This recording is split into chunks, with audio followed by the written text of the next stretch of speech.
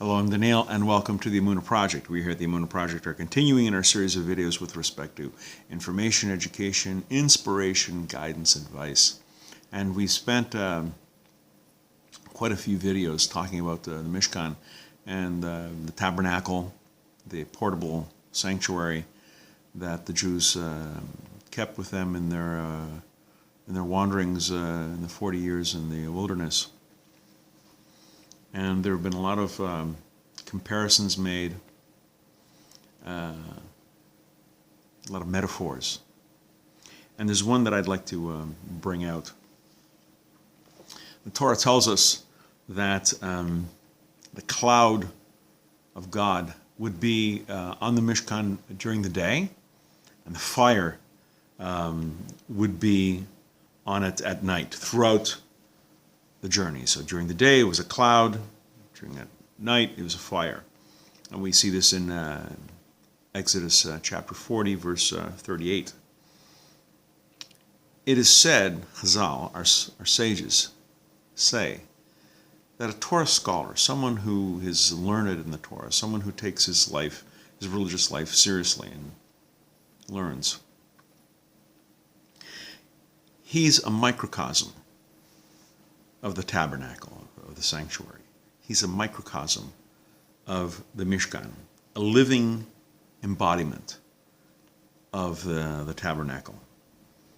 As Chazal, our sages, say, the Shekhinah, the presence of God, resides within each person who is worthy of being a repository for it. So not only did the Spirit of God manifest itself in the Mishkan, but each religious person, each genuinely religious Torah scholar, somebody who's working at being knowledgeable in Torah, he too is a repository for the divine presence. It was Rav Yehuda Tzedakah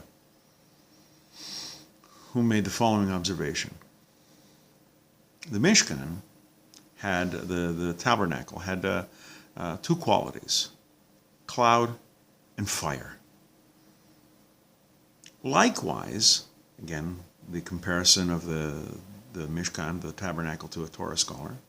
Similarly, a Torah scholar should also possess these two attributes.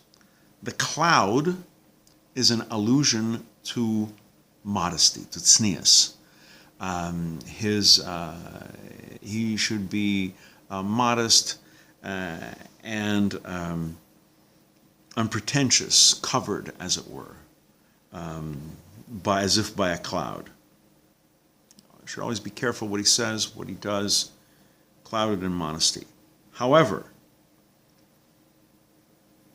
when the honor of the Torah is at stake, he must act as a fire, with passion, with zeal, and not shying away from the challenge or the confrontation.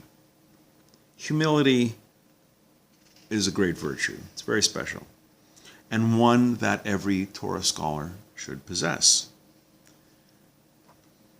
There is a time, however, when a misplaced humility or a misplaced self-effacement is a liability.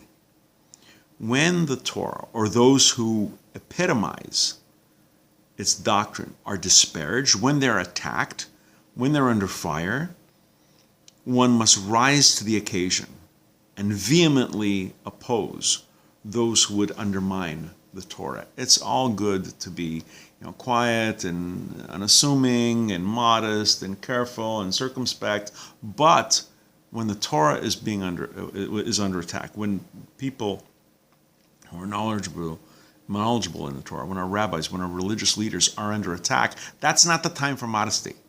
That's the time for zeal and action, and to speak boldly and to act. Everything has its time.